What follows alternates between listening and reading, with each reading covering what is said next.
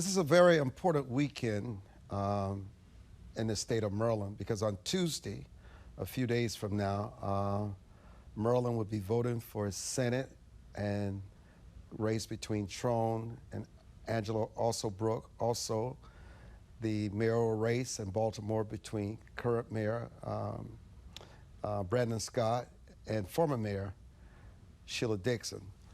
A week ago, Thuroo Vignaraji, who has single-handedly proven the viability of public financing in Baltimore, raising over $600,000 in just 12 weeks, more than his two main opponents combined.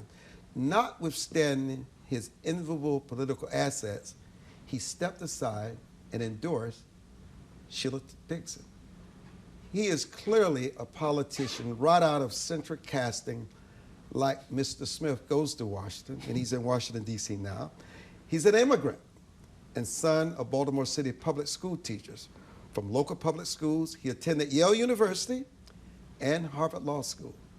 He was elected president of the Harvard Law Review not once, but twice, a position that depends more on merit than buying media buys. And he was a law clerk for Supreme Court Justice Stephen Breyer on the United States Supreme Court. He was the second president of the Review to run for public office, following trailblazer Barack Obama. We welcome you on this Saturday edition of the Armstrong Williams Show, and we welcome you because this is May the 11th.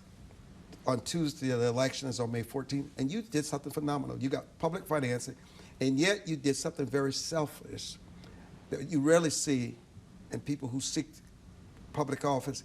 You endorsed the former mayor. Why? Look, I'm not going to pretend it was an easy decision. We were so proud of pioneering public financing for the first time in Baltimore City, raising real resources with just small donations from city residents. But Baltimore's in a crisis. It is on the precipice of becoming the only city in America that is smaller in 2024 than it was in 1924. People are leaving the city in droves. Crime is high, vacant houses are out of control. And I had a choice between allowing things to continue the way they have been under current Mayor Brandon Scott or supporting a rival, one of my opponents, but an opponent for whom I have a lot of respect, that I've gained admiration each and every time I've encountered her.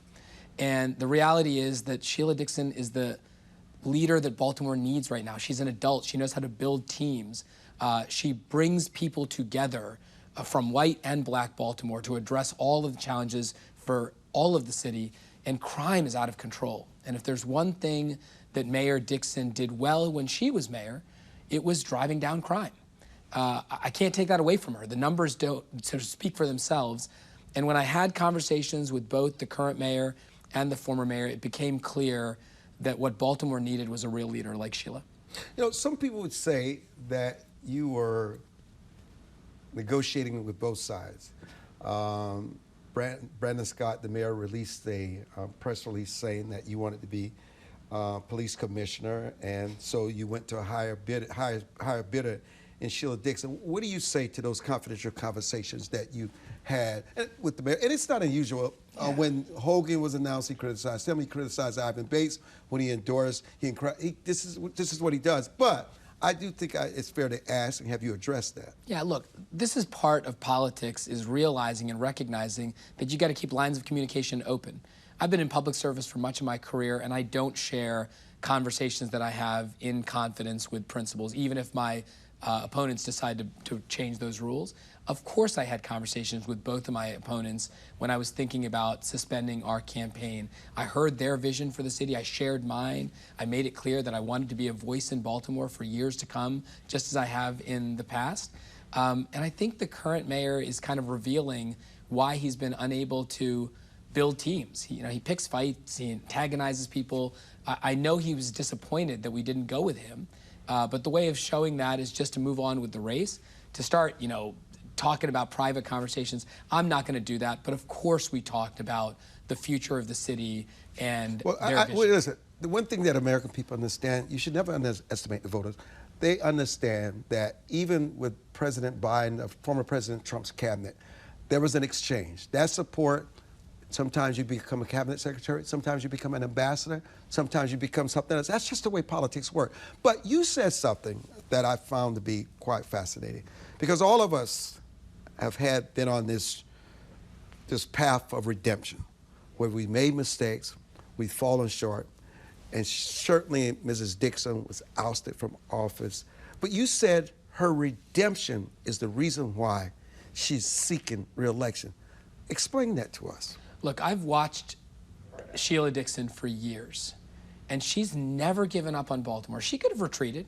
You know, you fall from grace. It's easy to want to retreat. But the fact that she came back, and then she came back again, and she is again on this journey, I do think gaining redemption is a journey. We've all been there. We've all fallen short of our own standards, and earning redemption through public service, that is something I admire. That is something I respect. It's something I understand.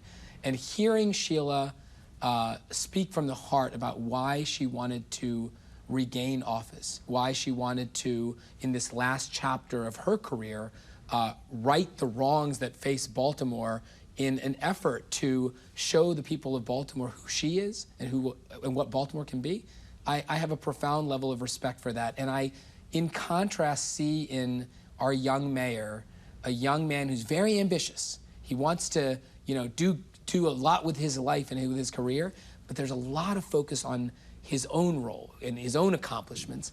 That's not what leaders do. Leaders bring people together. And maybe when I was in my 30s, I was a lot like Brandon Scott, but he's not ready for the role he's in. Now, I'm going to put you on the spot. Yeah. I don't know about the conversation between you and the people the mayor and the former mayor, but your parents were former public school teachers. You graduated from Harvard and Yale at the top of your class. Don't you think you have something to offer to the educational crisis in Baltimore? Look, I think there are so many crises that Baltimore faces, but to pretend that at the root of it, at the heart of it, is not a broken education system is to just pretend Baltimore is doing better than it is. We have high schools with some of the highest chronic truism rates in the country. We have elementary schools where kids can't distinguish between letters of the alphabet, let alone read. It is one of the reasons why we see high crime, why we see low employment numbers, why we see people leaving for the counties, because there's better schools out there.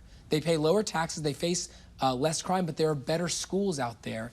And of course, I care deeply about that subject. It's a subject that has been the story of my life.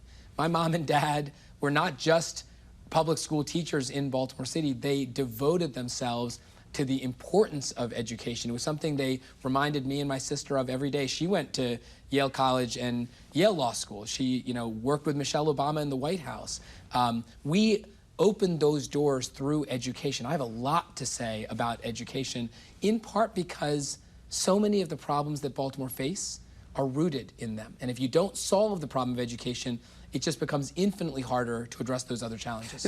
Another fascinating thing, my business partner, we own this Baltimore Sun together, David Smith and I, who you were friends with, but you criticized him harshly in his role in terms of buying the paper. You were one of our harshest critics. But you know what? We respect people who stand on principle. That was a principal position for you. But what is fascinating is that people would like to say that Sheila Dixon is being controlled by David Smith and Sinclair. And one of the things you said to me privately that you respect about Sheila is a boss. She is her own person. I got to tell you, Armstrong, you can tell in about 5 minutes the difference between a follower and a leader. You can. And part of it is getting a sense of whether they're saying what they think you want to hear or they are saying what they genuinely believe. Yes, one of the reasons why I respect my friends is they can understand that I'm going to disagree with them sometimes. I'm going to criticize them sometimes, and they're going to criticize me. They're not going to like every decision I make, but we agree to disagree because that's what professionals do. That's what adults do. Sheila Dixon has always been her own person. I worry about some of the positions she takes. That's why we disagreed. But that doesn't mean we can't come together. That doesn't mean we can't have a reasonable disagreement of good faith. Sometimes it's first principles. Sometimes we disagree at the facts and the figures. Sometimes we disagree about values. But understanding that disagreement is about having the conversation. And I think too often, frankly, in America right now, we're not willing to have that conversation. Some of my best friends are people with whom I profoundly disagree. I clerked for Justice Breyer. Perhaps my best friend in law school clerked for Justice Scalia. We enjoyed the back and forth. Sometimes I thought I got the better of the argument. I'm sure he thought he got the better of the argument. But the fact that we can have those conversations, that is becoming a diminishingly scarce resource in America. And when I see somebody like Sheila Dixon willing to have a conversation with one of her rivals, willing to build that team of rivals, that concept that Abraham Lincoln and Barack Obama and so many others pride themselves on doing, that's the kind of leadership model I think America needs more of, and certainly Baltimore needs more of. Why can't they simply, in Baltimore, do something about the trash, the potholes? There's such a huge turnover in staffing and positions. You know how important stability is to leadership. Why? The simple things that impact people's lives every day. Look, again, I'm not trying to be rude, but Baltimore City is a $3.5 billion failing corporation that is in need of a turnaround CEO. I've said this during my campaign. The problem with our current mayor, he hasn't really run anything. He hasn't run a lemonade stand. And so running a big company with a lot of resources and a lot of employees and a lot of goals, you got to be able to walk and chew gum as the mayor of Baltimore. And so while he focuses on this, he doesn't realize that trash is building up, the potholes aren't being filled, the water bills are wrong. These little things that we take for granted in other cities, in other counties, are just fundamentally broken in Baltimore. And when you have a leader who doesn't know how to build a team, to recruit good talent, to have great middle managers. It's not the housing commissioner and the police commissioner that you need to have strong. You need to have strong middle management. And I don't think he's really ever taken the time to appreciate the importance of that. And you've seen in the turnover in City Hall, oh my God, the number of chiefs of staff, communications directors, chief administrative officers, housing directors that he has gone through in 3 years. There is no continuity there, and it's really hard to get the basic things done when you got a different boss every new week. So it's Tuesday is upon us. It's election day. Why should they go and vote for Sheila Dixon and not the current mayor, Brandon Scott? Look, the city is in crisis. You need a leader in a crisis. Sheila's been there. She's done it. She cares about the people of all communities. I worry a lot that the mayor of Baltimore, Brandon Scott, cares a lot about the affluent and wealthy neighborhoods. But this disinvested neighborhood, they're not getting his attention. And Sheila has shown over the course of the time she had in office and also the work that she's done since that her heart beats Baltimore every day, every year. And it's not going to get better until we have a leader like that in office. Lora, Ries is joining us when we come back, Sal Greco and others as we navigate our way through immigration. But also, I was in New York recently at Columbia University and had a chance to talk to the students firsthand. It was very insightful, impactful, and much more when we return on this special edition of the Armstrong-Williams Show.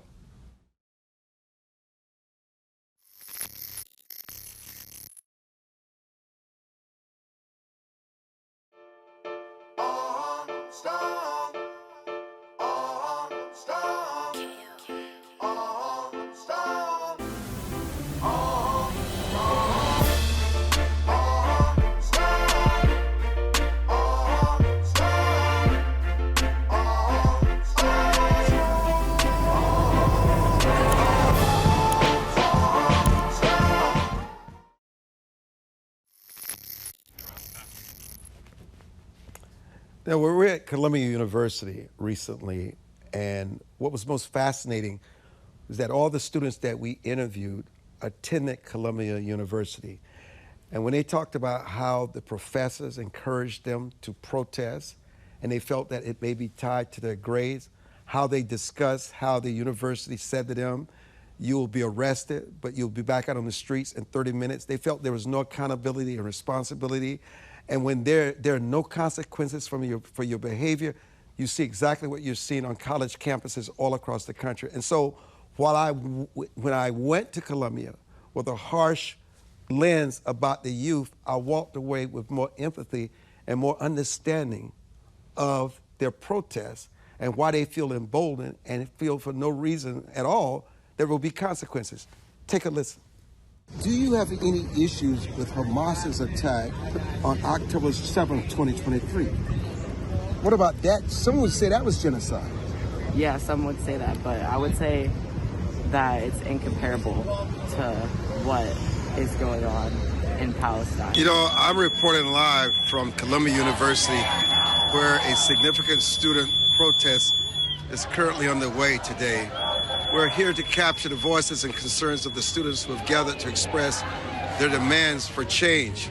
The issues at the heart of today's protests include Free Palestine, Intifada, who's going to stand up and condemn Hamas for their attack on October 7th, 2023.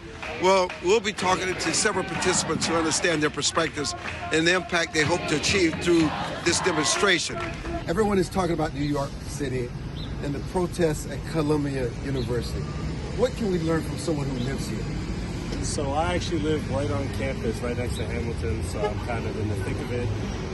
So you're a student? I am a student, yeah. Okay. So I'm a student, and I would say, I mean, it's been a lot of unrest, but one thing that we can learn is definitely the amount of faculty support that students have had has actually been pretty shocking to me. It's something that I was not, it's something that I didn't foresee. But there's definitely a lot of faculty support. I think that has energized the students because they feel comfortable with taking more hard-handed action. It seems as though the protests have been somewhat disbanded. Columbia is on shutdown. What is misunderstood about this protest? There seems to be a lot of death to America, death to Israel, a lot of pro-Palestinian sympathy. Yeah, I guess that what's misunderstood is the fact that this is all being led by radical Islam, in my opinion at least, and that's why they will chant death to America and death to the Jews, because they do have a leader, and unfortunately I personally believe that also it's not to free Palestine because they chant very genocidal chants like Intifada revolution, which I don't think will ever free Palestinians. I would love to hear more peaceful chants, bring peace to the Middle East. What happened to that, Well, I think it's not that we don't have compassion for just the civilians of Israel or even like Jewish people. I have lots of friends that are Jewish and even oppose Israel as a state for all the harm they've caused. I even know Jews who were arrested protesting for Palestine. And I think there's a large separation between pro-Palestine Jews or anti-Zionist Jews and Zionist Jews. A big divide on campus. They say they don't want war, but at the same time they're chanting for war. So I think that people are in themselves misunderstood and they're not fully educated on the topic. So let me ask you this, why do you cover? Why do you hide yourself? Well, because there's people that aren't exactly in favor of the cause, that want to expose people for their participation or their involvement in it and try to video us. So you don't want nobody to know who you are? Not particularly. I mean, how much has this protest disrupt the classroom and learning? I would say a lot so, but I think that's also, a part of peaceful protest is peaceful disruption. But for me, it's been very hard to go to class only because I know what's going on campus. A lot of classes, every single class has been moved virtual. All my finals have been moved virtual, and a couple of my essays were actually canceled. So it's definitely a hard time to engage in the classroom because, for me, it feels a little trivial given what's going on the outside. But I would say it's a little difficult to focus. all the dining halls, most of the dining halls which people rely on for food are on campus. So people are especially a lot of low-income students are without food. I just can't see our money being used to fund this genocide anymore, and I think people are sick of it, and they're gonna keep showing up until Colombia divests. Do you feel threatened? Do I feel threatened? A little bit. I've experienced a lot of anti-Semitism since the beginning of all this, since October 8th. I definitely would like to see a little bit more help politically, and also from, I think the cops, the police, NYPD are doing a great job, but I would like to see a little bit more to protect the Jews. Do you have any issues with Hamas's attack on October 7th, 2023? What about that? Some would say that was genocide. Yeah, some would say that, but I would say that it's incomparable to what is going on in Palestine. But isn't that where it all started? Well, I would say it started long, long before that, when Israel first occupied Palestine. Me, I love my liberties. I love my freedom to live here, and I'm so grateful every day to be able to live the life I live and just be free to wear, just not cover my hair, wear whatever I want. And I think once we protect that, then we can all be on the same page, and they can believe whatever they want and do whatever they want. And yeah, I think that's where it should end. Where it will end, I'm not sure. Sal Greco, you're a former NYPD officer. Listening to the students express their sincerity, should Columbia University and all universities, campuses across the country handle this different? What is the ideal solution for these? Because it literally an uprising that's really crossed the line. You saw the violence at UCLA. I mean, it was just totally out of control. Yeah, Armstrong, and this hits home because, I was an NYPD officer, and then I saw the way they handled it. And I, for one, commend the officers on the scene. I don't agree with how the management handled it. I saw them rip down a flag and a propaganda, a photo op. I guess Eric Adams is trying to say that this is the NYPD's Pearl Harbor moment. I mean, these were just rioters or anarchists that were, like 100 pounds each, and they were arrested for basically holding people hostage in there.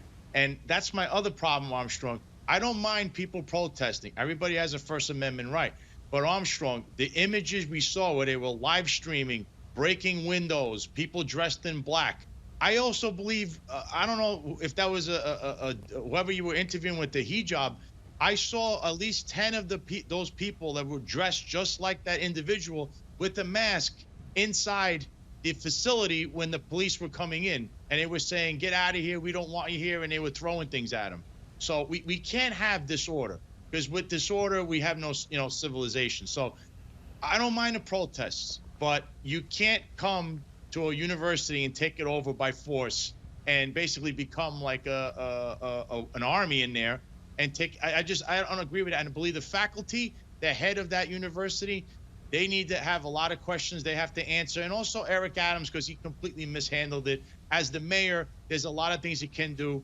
He could also, I understand it's private property, but there's exigent circumstances, Armstrong. I believe they held a janitor hostage. It was on a live stream feed. I mean, I think that's an exigent circumstance. Let me talk to Gunther. Something really interesting happened at Brown University over the last week. They had a very similar situation at Brown, but the university president said, "Why don't I invite 5 of your students that you select to come and meet with the board, and let's have this discussion about divesting from Israel." They immediately agreed to it. They took down their campment. They ceased the protest. And I'm not saying, they're not saying that anything is going to come from this board meeting with these 5 student representatives, but it seems as though the students just wanted to be heard, wanted to be respected, and wanted to be heard no matter what the outcome is. Is that a form of a Gunther for us moving forward? Is that an example? I mean, absolutely. That's definitely a positive way of handling the situation. But at the same time, I believe that the students are going to need these outlets where they can express their own opinion. Let's not forget the students are the future of each city and each government, So freedom of speech, as Mr. Greco mentioned, is one of the fundamental things that students learn in college. Now, there are elements that are going to use these events, these marches, to infiltrate and create a negative image. That's the problem. So the police should be there to protect those students that want to manifest their ideas and their expression, not to restrict the First Amendment. You know, Lora, it is interesting that Governor Brian Kemp of Georgia just signed into law that anytime an immigrant is apprehended through the jails, you must ask for their immigration status. And if that person is not here legally, they're going to get them out of this country. And that came as a result of the young lady, Miss Riley, who was brutally killed by an immigrant. How much would you say the immigration issue plays into these protests? Well, it plays a bit of a factor. With respect to the law and to determine immigration status in detention settings, that's not new. Immigration and Customs Enforcement used to do that in prior administrations, and it's common sense. We need to know who's in the prisons, who's in the jails, and if they are then deportable, then they should be turned over to Immigration and Customs Enforcement, and removal proceedings should begin. With respect to immigration element in these protests, it's a factor. As protest members are being interviewed or being arrested, we're finding that many of them aren't students. It could include some staff at the universities. It could include people from elsewhere not attending or working at the universities, but just involved in these leftist movements, seeking to carry out these protests and riots. So this is highly organized by the left. It seems to be right on schedule for a presidential election year, given, 4 years ago we were facing a lot of riots with BLM, Antifa, and other affiliates. And so that's what needs examining, is who's funding this, who's organizing this.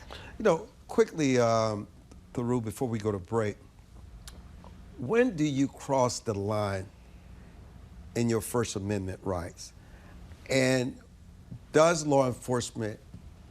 necessitate that law enforcement sometimes must arrest these students and place them in jail? Of course, and there's two reasons for that. One is that you need to send a message that there's certain kinds of conduct that is not tolerated when you start destroying property, when you start harming others, when you start putting others at risk, especially on a college campus where we want to have intellectual discourse. You want to have back and forth. You want people to feel comfortable sharing their perspective. If you're afraid that your dorm is going to get broken into, that you're going to get injured if you say the wrong thing, that is not what open intellectual discourse looks like. This is a very hard moment for the country, but we've been here before where we have these national conversations, creating a climate where people have the freedom to speak their minds without worrying about harm to themselves or harm to their property. That is sacrosanct, and that is a part of the First Amendment too. I'm Armstrong Williams, and we'll be back.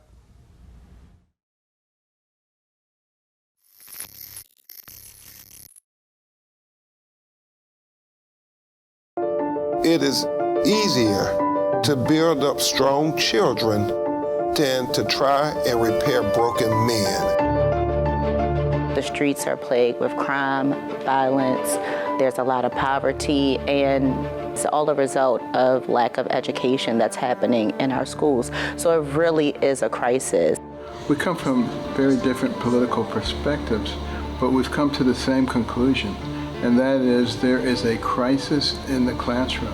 Children are being deprived of quality of life because they're being deprived of a good education. We must solve this problem. It's incumbent upon all of us to join hands together to get this done. We can't afford to wait one more day before we address these issues, because every day we lose another child. Let's stop the politicking. Let's stop the games. Let's really do something to give these kids a real chance at life and being a part of that American dream. We need accountability for funding. Many of the districts where you're seeing very low test scores, students graduating with very low literacy and math comprehension rates, they are receiving a lot of funding. So where is the money going where our kids aren't being adequately educated? If you believe every child is deserving of a quality education, please go to educationjusticefoundation.com.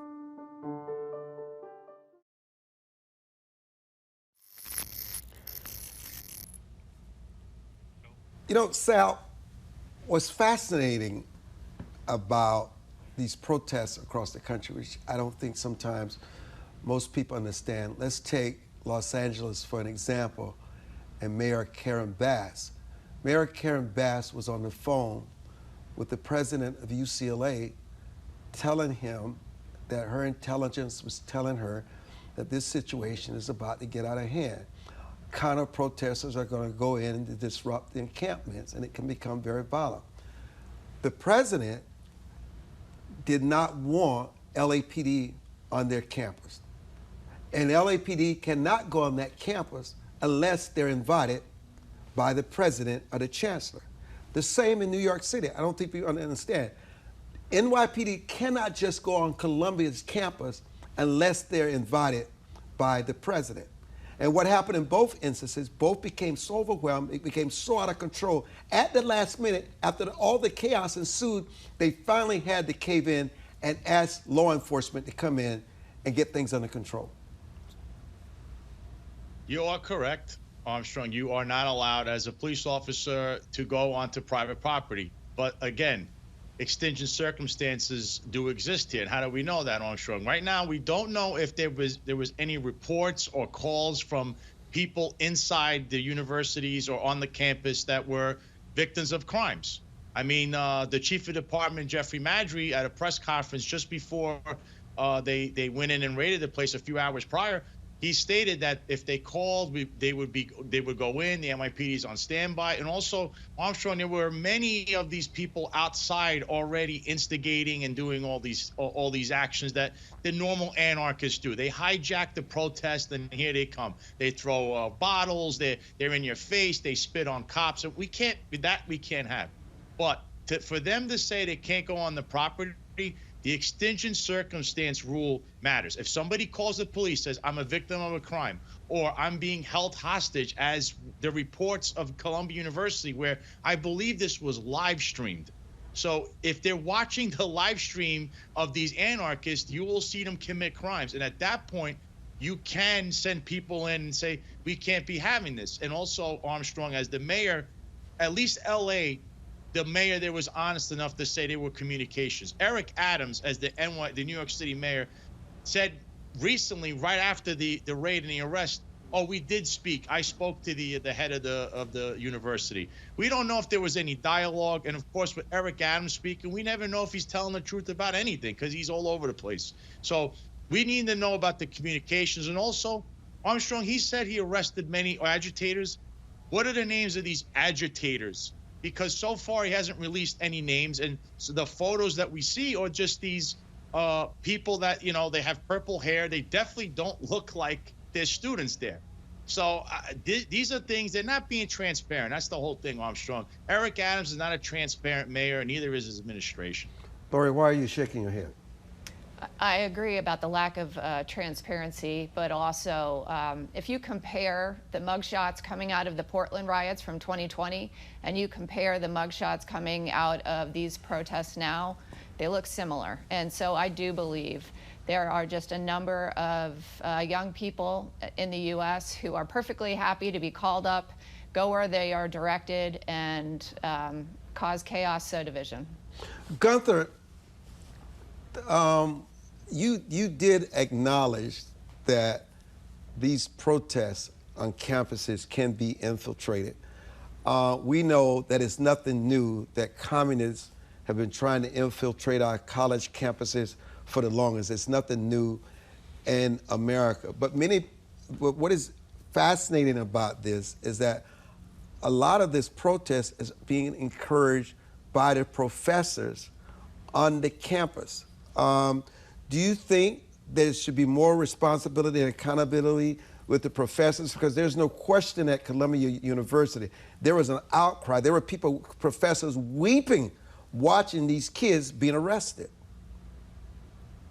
Absolutely. The professors are our first mentors. I remember when I was in college many, many years ago, trying to understand the politics and the ideology of my professors. I agree with some of them, but I completely disagree with some others. They came from a different generation. They came from decades where the situation for young people and young students were different. Definitely the university has a certain responsibility to monitor the message that these professors are imprinting in the young minds of the students. I agree. Through, given your study and being a student of history since the founding of our nation, and they say that there's nothing new in the sun, but there's something very different about these protests and our children. I mean, where they're willing not to graduate, not to attend their commencement, not to complete their academic studies with all that has been invested. I remember when I was talking to the kid in his Palestinian garb, he was talking about how upset his mother was with him about the fact that she invested all this money and there's no way you're going to find yourself being suspended from school. And he said, you know, I don't want to be suspended. I'm torn. He said, I'm not going to be suspended, but my professors and some of my friends expect me to be out here, and but I can't disappoint my mother. There was so many things going on in these conversations. Yeah. You know, what's hard is young people caring about national and international issues is not new. That has happened for ages, you know, as recently in our country as Vietnam War, the Iraqi War. I mean, that happens. What I think is really scary is the extremism on both sides. You have folks that are getting their information from only one place. They are not able to have conversations with people with whom they disagree. And that, I think, is a huge obstacle because our children have to learn to be able to talk with people of different perspectives, to be able to learn how to have those debates. Right now, it feels like we listen to only one set of facts. That is our gospel, and we are unable to communicate with people with different gospels, and that becomes a very, very divisive force in society. And if our children learn that way, it'll be very difficult for our people to ever come together. How do you think, I'm going to stay with you, how do you think this is going to change Ivy League institutions in the future? Because something is changing here. We just don't even know exactly what that is. Yeah. And let's not forget what happened to the president of Harvard, Mrs. Gay, what happened to at MIT and Penn. This started long ago. Because remember, these places, Lora, used to be sacred, almost untouchable. But the root, that's not the case anymore. Yeah, and look, there's always going to be additional information on these schools, right? They are iconic. They have played a critical role in our history. There's always going to be more focus on what the students and the professors do there. They're accustomed to that. But the notion that this is so disruptive of the education that a person who aspires to go to one of these schools to get a great education, to then be able to go to law school or med school or business school, to go into society, you know, with a set of skills that are inculcated there, I do worry, and I hear it from parents about not wanting their children to go to those universities which have been really places where politics is playing out, not education. I worry about it. I'd like to think this is episodic, that this will pass too, like so many other storms, but the storm clouds are gathering and there's reasons to worry. Lori, why is it that overwhelmingly so many of these students all across the country, and you can tell these events are organized by the same people, whether in Paris or London, Los Angeles, Washington, D.C., New York, they all look the same. Why is it that these kids are so bent on divesting from Israel? They believe, we even asked students, this is crazy, by the way, maybe that may not be to some, if you had to be held hostage by the Israeli forces or Hamas, whom would you choose? They overwhelmingly said Hamas. Lori, Hamas. And they were serious. What is happening here? Well, it is. It goes to quality of education and a lot of indoctrination. I mean, you also see trans flags for Palestine. I mean, explain that one. You know, you see trans doing leading some of these protests, And you have to ask how would they fare in some of these Middle East countries. So it's a lack of true education, and it's more indoctrination. And unfortunately, the professors who have been in many of these institutions for years have grown more bold. It is spreading down through high schools now, even into elementary schools, where kids are not necessarily taught how to learn, but how to think. And the left just grows more bold till now we are at the point where professors are pressuring their students to participate in these protests. And now we have students caught in the middle of, I'm worried my grade is going to be affected if I don't do this, or if I don't write this essay a certain way, even though I personally don't believe it. And so while COVID pulled back the curtain on elementary teaching and high school teaching when it all went virtual, now we are pulling back the curtain on the universities and what's happening there, whether it was the plagiarism, whether it was the anti-Semitism, et cetera. And this is just going to continue in this election year. And I think finally more Americans are starting to wake up about, why am I paying for this exorbitant tuition? Why am I donating to these universities when this is what they're producing? And we'll be back.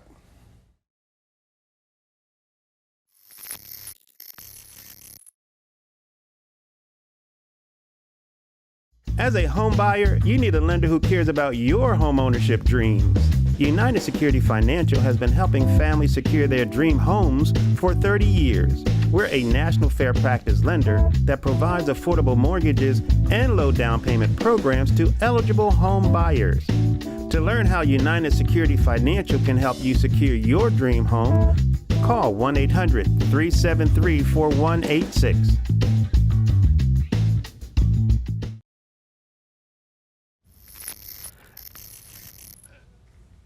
So, Theru, I'm going to have you and Gunther help us with this, but I'm going to start with you, Theru. Explain to us the pros and cons of the Biden administration wanting to reclassify marijuana.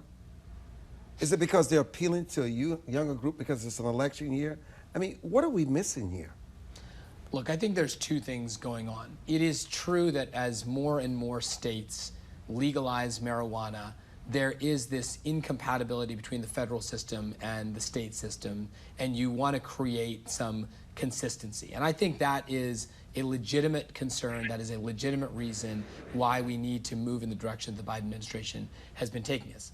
At the same time, we know that that is causing the criminalization dimension of this to become worse. We are seeing some of the growing side effects of this. I mean, the example I always use is why it is that we don't legalize heroin and other hyper-addictive substances. It's partly because we have a live experiment unfolding in America about regulated markets in painkillers, and it's not going well. You know, the overdose death rates are skyrocketing, the addiction rates are skyrocketing, doctors and pharmaceutical companies are getting in on it. And so this is a very, very different problem, but we have this tension between wanting to create harmonious systems between the state and federal law enforcement apparatus, and there are incompatibilities as more and more states, including Maryland, move towards legalizing marijuana, and also this acknowledgement that legalizing some of these products doesn't always result in the consequences we want. Gunther? Well, look, it's definitely it's a legal move, but also a political move, right? Back in the day, what worked for Bill Clinton was rock the boat, and he was on a guitar and a saxophone. Now it's more the marijuana reclassification, level 1 to level 3, changing the penalties, changing the time that you're going to spend in jail. Now, Biden cannot do this by signature. It's not going to be an executive decision. This has legal ramifications, legal cases. But at the same time, I understand the purpose of not penalizing someone for many, many years in jail because he smoked marijuana. It's been accepted in many states. It resulted as an economy-changing activity. You know, Colorado has gained billions of dollars in this new industry. So I see it as a positive, but it's also, as you can tell in this year, a political move. Now, Sal Greco, tell us how this plays out and impact law enforcement? Well, you just mentioned the key part here because it's a state and a federal issue. So in New York City, I believe in the state is legal, but the federal law is illegal. So when you arrest somebody, if somebody just having marijuana on the corner, that's no longer even an arrest, right? It has a little, we'll call it a little joint, right? But if he has an exuberant amount somewhere on him, and he has it's I think past 6 pounds or some 7, then that becomes a federal offense. So then that becomes a federal crime. So what do you do then? Are you arresting this person because it's a federal crime, which now you're a city cop enforcing a federal law? So this is the problem. Legislatively, they have to come up to an agreement, which I mean, Congress can't determine whether they should go north, south, east, or west. So I don't see this issue ever being resolved. It's always brought up every election cycle. One person wants to legalize it, the other one doesn't want to legalize it, and of course there'll be challenges every state, every jurisdiction. So I just think this is something that will be legalized in certain jurisdictions, like New York City, like in Colorado, certain cities in Colorado, but it won't be something that is nationalized because no one can come up with an agreement. But I do believe, like the gentleman stated there, that the trend is that at some point this should come up and it'll probably be legalized for the country at a certain point. I don't know how many years down the road, but that's the trend. You know, Lori, I mean, we cannot talk enough about the overwhelming amount of fentanyl that continues to come across the border. We cannot talk about the impact it's having on young people. No matter what the coroner may say the cause of death is, a lot of this has to do with spike drugs that they don't realize that's the spike, these cheap drugs that they're trying to buy. That's right. A lot of drugs are disguised by fentanyl. And so you will have young people think that they are ordering something else online, whether it's to help them study or if they're feeling down or their friend gives them something at a party. They don't know what they are taking. And we're talking the equivalent of 3 grains of salt of fentanyl can kill a person. And it is killing historic numbers of Americans, particularly young people. It is coming across our open southern border from Mexico. The precursor ingredients are coming from China. And while Joe Biden likes to talk about border security and will give lip service to fighting fentanyl, he refuses to secure the border. And so it continues to come in, whether it's through the ports or between the ports, and it's continuing to kill too many Americans. You know, Thuru, you're a parent. Obviously, how you were raised by your parents that you love and adore, you did not have the kind of issues that your kids face today. How do parents deal with all these things that are coming from the government that impacts your child's future? Look, parenting has never been easy. I don't think it's gotten easier in any given generation, but there are unique threats that we face. And the best you can do, the most you can hope for, is that you inculcate certain values in your kids, making sure that they appreciate the importance of learning about what they are doing, making sure they learn how to disagree with people that they disagree with, learning how to resist the pressures of growing up, and learning to set some goals and some noble aspirations to which they will work, learning what it means to face adversity. I think that the most we can do is to understand that that set of values from one generation to another doesn't change, even though the challenges will. I don't know that I'm going to ever be able to understand what they see on the internet or what they see or hear in the classroom each and every day, but preparing them with a steady compass to guide them is, I think, the most that any parent can try to do. Gunther, how did you feel about Governor Greg Abbott's handling of migrants with his horses and his law enforcement versus what you see in places like New York? Gunther? Oh, well, sorry, I think it was for me. I think that the measures that they're taking right now are not the best ones, you know, and specifically, I wanted to mention also on the comment on the fentanyl, I want to bring attention to what's happening to the immigrants. It's not just something that is affecting U.S. citizens and our children. It's also affecting the immigrants. We have shelters that are being flooded with fentanyl. We have immigrants that are dying from this drug. So let's not confuse that what is coming through the border is something brought in by immigrants. And now, the actions that you mentioned, they're definitely not the best ones. I feel that there are better actions that could be taking in consideration human rights, civil rights, that immigrants should not be ignored. Lora, let me turn to you. What is the best approach? Because Gunther just mentioned human rights. Mm-hmm. Well, Americans deserve a secure border. Americans deserve a lawful and orderly immigration system, and unfortunately right now we have chaos. And so Americans viscerally understand the difference between legal and illegal immigration, and unfortunately right now this administration has erased the line between the two. And we need to try to get back to differentiating between legal and illegal immigration. That means securing the border and encouraging people to use our lawful programs, of which there are many, and not choosing the illegal path. If it's easier and faster to come here illegally, rational human beings are going to choose that path. And if there are no consequences for doing so, it will continue and encourage more people to do that. And that's what we're experiencing right now. But we are in an unsustainable situation in terms of the numbers of people who have come here illegally. We're talking over 10 million people. That is unsustainable in terms of our communities, our schools, our hospitals, our taxes, our health care, et cetera, et cetera. So many aspects of our lives are affected by this, and that's why it's been the #1 issue consistently for Americans, whether the Iowa caucus, the New Hampshire primary, over and over again, poll after poll, this is the #1 issue. One thing that's a fact. You can listen to this show today and you could never guess what anybody's political stripes are, because everybody cares about these issues that affect all of us. And I'm just encouraged that we can have this dialogue, an intelligent dialogue, and particularly the story you told about sometimes kids just don't really understand when you told us during break about when you were a professor at Johns Hopkins University. Listen, as the founder said, if an electorate is ignorant, it cannot survive. You must read, you must study, you must understand for yourself, not for someone else, but you must read and study for yourself. Education is a continual process that never stops. Thank you, Thuru. Thank you, Sal. Thank you, Lora. Thank you, Gunther.